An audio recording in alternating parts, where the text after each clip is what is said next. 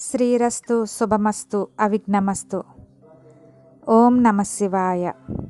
శ్రీ స్కాంద పురాణాంతర్గత కార్తీక పురాణము 3వ అధ్యాయము నదీ స్నాన మహాత్యము.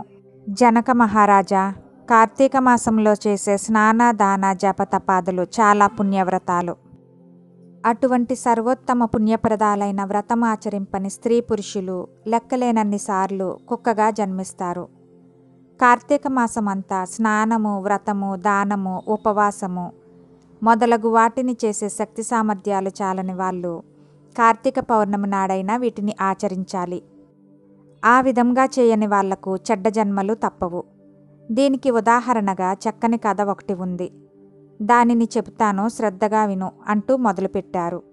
ఆంధ్రప్రదేశ్లో సద్గుణవంతుడైన బ్రాహ్మణుడు ఉండేవాడు. ఆ బ్రాహ్మణుడు సకల శాస్త్ర ధర్మాలు తెలిసినవాడై ఉండటం వలన శాస్త్రజ్ఞానాన్ని ఆచరణలోనికి తెచ్చుకున్నాడు. సత్యవ్రతం, ఇంద్రియ నిగ్రహం, భూతదయ కలిగి ఉండేవాడు. అతడు సకల పుణ్యతీర్థాలు సేవిస్తూ దైవధ్యానముతో రోజులు గడిపేవాడు. ఒకరోజు ఆ పుణ్యాత్ముడు తీర్థయాత్రకు పోతూ గోదావరి తీరానికి చేరుకున్నాడు. అక్కడ ఓ పెద్ద మర్రి చెట్టు మీద 3 బ్రహ్మరాక్షసులు ఉంటున్నారు. సూదిమొన లాంటి తల వెంట్రుకలు పైకి లేచి పెద్ద ఈతరుప్పల్లా కనిపిస్తున్నాయి.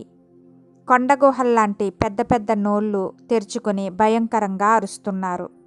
వాళ్ళ శరీరాలు కారు మబ్బుల కంటే నల్లగా నిగనగలాడుతూ పర్వతాల్లా గోచరించుచున్నాయి.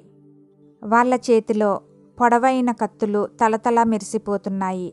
వారి దంతాలు, కోరలు చాలా అసహ్యంగా ఉన్నాయి. వారి ఉదరాలు నశించిపోయి ఉన్నాయి. ప్రాణభయ రక్షణార్థము సకల ప్రాణులు ఆ మర్రి చెట్టుకు 6 క్రోసుల దూరం దాటి వెళ్ళిపోయేవారు. ఆ బ్రహ్మరాక్షసుల భయం వలన పశువులు గాని, మనుష్యులు గాని, జంతువులు గాని, పక్షులు గాని ఆ ప్రాంతానికి వెళ్ళటం లేదు. ఆ చెట్టు చుట్టూ భయంకరమైన వింత శబ్దాలు వినిపిస్తూ ఉంటాయి. తీర్థయాత్రకు ఆ దారిలో వెళ్ళుచుండే బ్రాహ్మణుడికి ఈ సంగతి తెలియదు. అది కార్తీక మాసమై ఉండటం వలన పవిత్ర గోదావరి స్నానము చేయాలని నదీ తీరానికి చేరుకున్నాడు. విధివశము వలన మర్రి చెట్టును ఆశ్రయించి ఉండే ఆ బ్రహ్మరాక్షసులను చూచి భయపడి వారి అరుపును వినే శక్తి లేక చెవులు మూసుకున్నాడు. శరీరం అంతా చెమటలు పట్టాయి. అతనికి నిలువెల్లా వణుకు పుట్టింది. అన్యదా శరణము నాస్తి అనుకున్నాడు. సర్వ జగద్రక్షకుడైన విష్ణు భగవానుని మనసారా ప్రార్థిస్తూ రాక్షసుల బారి నుండి తప్పించుకునే మానవ ప్రయత్నంగా పరుగు మొదలుపెట్టెను. వారికి తగు ఆహారము చాలా కాలానికి లభించిందనే పేరాసతో బ్రహ్మరాక్షసులు 3 వెంటబడినారు. కొంత దూరము వెళ్ళిన తరువాత ఆ పుణ్యాత్ముని సమీపించి అమాంతముగా తినేయాలనే దృష్టితో చేతులు చాచి ముట్టుకోబోయి బ్రహ్మ తేజస్సుతో సకల ప్రాణులను పునీతం చేయగల అతని ముఖము చూచి ఆశ్చర్యపోయారు. ఆ విధముగా ఏకాగ్రతతో చూడడం వలన వారి పాపాలు వారిని విడిచి పారిపోవటం వలన పుణ్యాత్ముని దర్శన భాగ్యము కలుగడం వలన పూర్వజన్మల స్మృతులు కలిగాయి. నీ యొక్క దివ్య దర్శన మహిమ వలన, మీ దర్శన భాగ్యం వలన మాకు జ్ఞానోదయమైనది. పుణ్యాత్ములు పరోపకారం కొరకే భూలోక సంచారము చేస్తుంటారు అని పొగిడారు. అల్పసంతుష్టి గల ఆ సజ్జన బ్రాహ్మణుడు శ్రీమన్నారాయణుని దయకు మనస్సులో నమస్కరించాడు. అతనిలో భీతి తొలగి నిశ్చింత, ఏకాగ్రత కలిగాయి. వారిని దయతో చూస్తూ మీకు తప్పక మేలు జరుగుతుందని ఆశీర్వదించాడు. తరువాత వారి కథ తెలుసుకోవాలనే కుతూహలం కలగడం వలన, నాయనలారా, మీరు ఎవరు? మీకు ఇటువంటి జన్మలు ఎందుకు వచ్చాయి? పూర్వజన్మలో మీరు ఎటువంటి పాపాలు చేశారు? చేసిన పాపం చెప్పడం వలన కొంత పాపం తొలగిపోతుంది. శ్రీ మహావిష్ణువు మనల్నందరినీ రక్షిస్తాడు. ధైర్యంగా మీ వృత్తాంతాలు నాకు చెప్పండి, ఆలోచించకండి అని ఆ బ్రాహ్మణుడు ఆ బ్రహ్మరాక్షసులతో పలికెను. అప్పుడు ఆ రాక్షసులు వరుసగా తమ వృత్తాంతములు చెప్పడం ప్రారంభించారు. మొదటి బ్రహ్మరాక్షసుని కథ. ఓ మహాత్మా, నేను ద్రావిడ దేశంలో ఉన్న సుందరం అనే గ్రామములో బ్రాహ్మణ వంశానికి చెందినవాడను.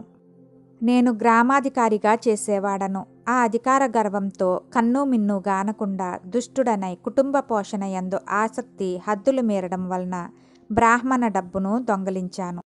అంతేకాక బంధువులనందరినీ అలక్ష్యం చేశాను.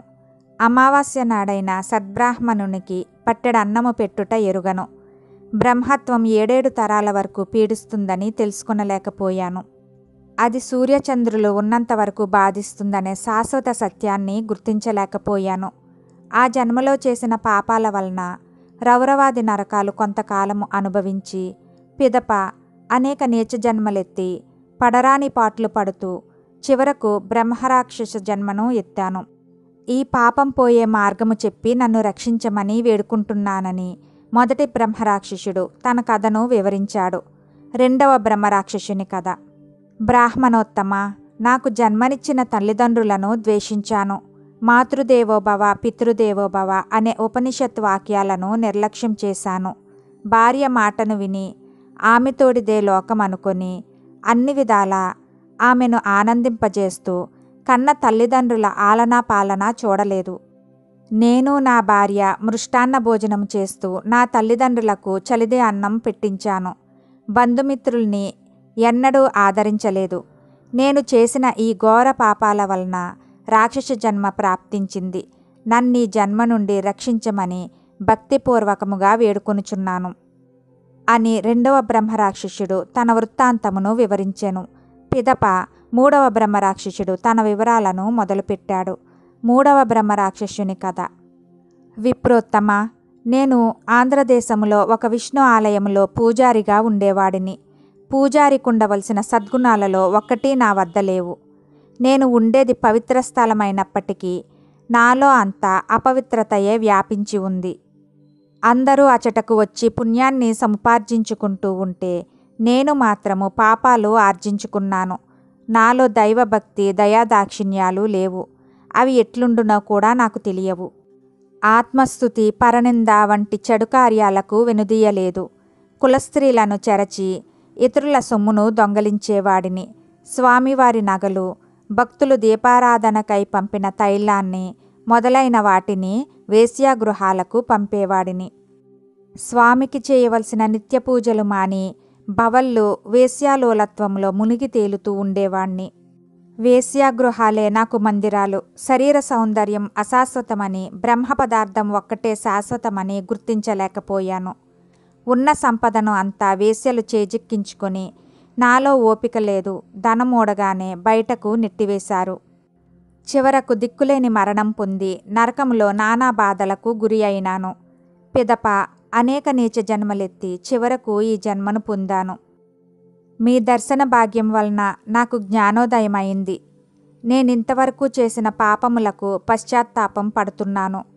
పశ్చాత్తాపం వలన కొంత పాపం పోతుందని పెద్దలంటారు. నన్ను మీరు నయం చేయగలరనే పూర్తి నమ్మకము కలిగింది.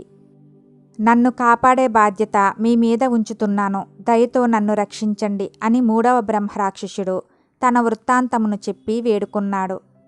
ముగ్గురి వృత్తాంతములను విన్న బ్రాహ్మణుడు ఎంతో జాలిపడ్డాడు. వారిని బాగుచేయటము తన ధర్మముగా తలంచి వారితో మీరు చేసినవి అన్నీ మహాపాపాలని అనటంలో తప్పులేదు. అందుచేతనే చాలా బాధలు పడ్డారు. ఇప్పటికైనా నిజాన్ని గుర్తించి పశ్చాత్తాపపడుతున్నందుకు నేనెంతో ఆనందించుచున్నాను. ఇక మీకు ఏ భయమూ లేదు. మీకు ఈ చెడు జన్మల నుండి విముక్తి కలిగిస్తాను. ఆ ఆదిశేషుడు మనకు తోడుగా నీడగా ఉంటాడు అని చెప్పి వాళ్లను తీసుకుని కావేరీ నదీ తీరానికి చేరుకున్నాడు. అది కార్తీక మాసము కావడం వలన ఉపవాసం చేసి నదిలో స్నానజపాలు గావించి వ్రతం పూర్తి చేసి ఆ వ్రతం యొక్క ఫలితాన్ని ఆ ముగ్గురు బ్రహ్మరాక్షసులకు దారబోశాడు. ఆ వ్రతఫలం వలన బ్రహ్మరాక్షసులు విముక్తి పొందారు. అందువలన కార్తీక మాసంలో స్నానం చేసి వ్రతాలాచరించే వారికి సకల పాపాలు తొలగిపోయి 10,000 వాజపేయాలు చేసిన పుణ్యఫలం కలుగుతుంది. ఈ ప్రయత్నమును చేయటానికి నిర్లక్ష్యం చూపిన వాళ్ళు అనేక నీచ జన్మలకు గురి అయి చివరకు నీచాతి నీచమైన పంది జన్మనెత్తి తరువాత బ్రహ్మరాక్షసులవుతారు. స్త్రీ పురుష తేడా లేకుండా అందరూ కార్తీక మాసంలో కావేరి, కృష్ణ, గోదావరి మొదలైన పుణ్యనదులలో స్నానం చేసి నక్తం మొదలగు వ్రతాలు చేయాలి. ఇది స్కాంద పురాణాంతర్గత కార్తీక మాహాత్మ్యమందలి 3వ అధ్యాయము సంపూర్ణము. ఓం నమః శివాయ.